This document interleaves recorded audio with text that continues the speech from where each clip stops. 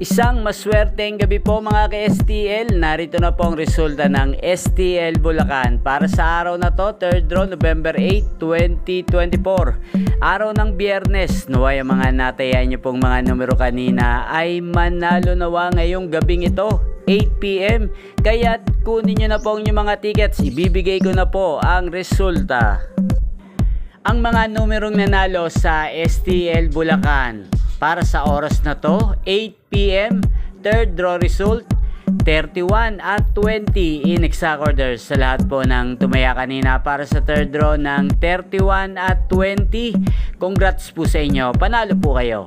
Again, 31 at 20 in exact order. Shoutout po natin si Ate Buning. Ate Buning, shoutout po sa iyo, naway manalo ka na po ngayong gabing ito sa STL Bulacan.